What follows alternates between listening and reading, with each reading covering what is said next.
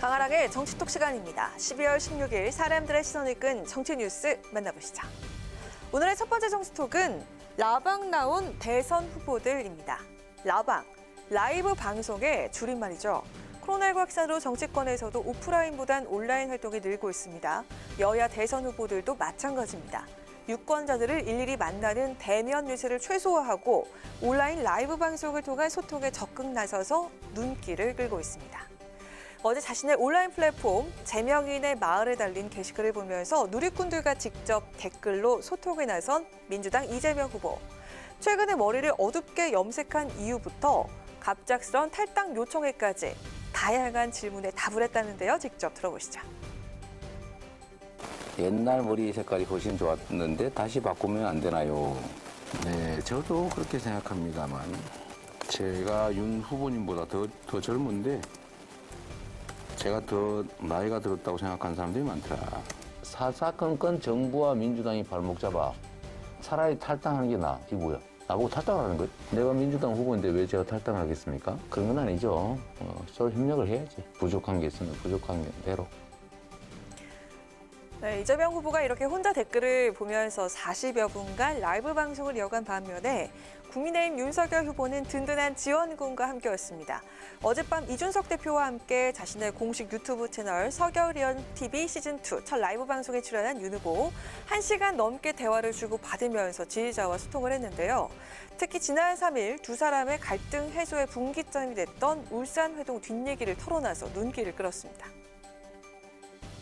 울산 무슨 합의 이러는데 울산에 안 계시고 제주에 있었으면은 가서 좀 회에다가 그러려고 제주로 가려고 그랬더니 갑자기 울산을 가셨다고 그래서 그래가지고 울산도 바닷가니까 횟집 같은 데를 하면 어떠냐 그래서 에이 그래도 울산은 그 언양불고기 그만. 저는 이제 울산에 그 다음날 가야 될 일정이 있었기 때문에 그 전날 기사에 후보님이 오신다고 제주도로 오신다고 기사가 뜨니까 오히려 이게 엇갈리면 어떨까 큰일 날 것 같아가지고 냉정하게 그때 제가 지금 와서 이제 공개할 수 있다라는 거는 후보님하고 가까운 인사 한 분한테 내일 울산 갈 것 같다라고 미리 얘기했어. 네, 어떻습니까? 다들 아침 회의나 뉴스 인터뷰 때 모습과는 달리 상당히 편안해 보이죠. 실시간 라이브 방송을 통해서 쌍방향 소통에 나선 대선 후보들, 누가 2030 세대의 마음을 더 확실하게 잡을 수 있을지 좀 더 지켜봐야겠습니다. 이어서 오늘 두 번째 정치톡은 전적으로 내 책임입니다. 지난 13일이었죠. 민주당 이재명 후보가 경북 성주를 방문해서 일정을 이어가고 있던 중에 현재 주민이 이 후보를 향해서 계란을 던진 일이 있었습니다. 당시 이 후보가 계란을 직접 맞진 않았고요. 수행원들 일부가 맞았다는 것으로 전해졌습니다.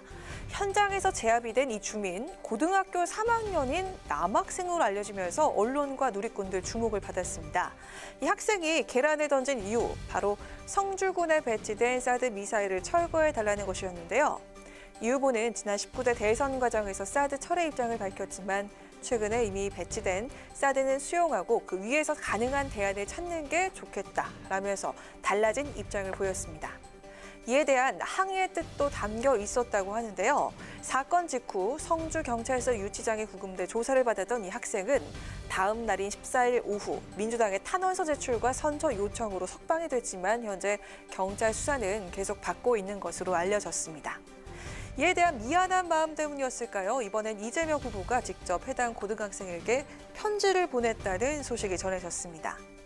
민주당 선대위가 오늘 공개한 편지 전문에는 이 후보가 내게 계란을 던질 수밖에 없는 상황이 펼쳐진 것에 대해서 송구하다라는 내용이 담겼습니다. 이 후보는 사드 배치가 국익에 전적으로 부합하지 않는다는 입장은 변함없다면서도 이미 사드 배치가 현실화된 상황에 기초해서 대안을 찾는 것이 저의 역할이라고 생각했다고 설명을 했는데요. 이런 입장이 약속을 뒤집는 것으로 느껴졌다면 그것은 전적으로 저의 책임이라고 덧붙였습니다. 아직 이에 대한 해당 학생의 반응이나 입장은 나오지 않고 있습니다. 이 후보 편지가 사드 철회를 외치면서 계란을 던질 수밖에 없었던 고3 학생의 마음을 과연 제대로 이해시키고 설득시킬 수 있을까요? 지금까지 강아랑의 정치톡이었습니다. 안녕하세요. 강아랑입니다. 더 많은 정치 뉴스를 보고 싶으시면 화면 오른쪽을 눌러서 구독해 주시기 바랍니다. 항상 저희 국회방송 뉴스엔을 시청해 주셔서 대단히 고맙습니다.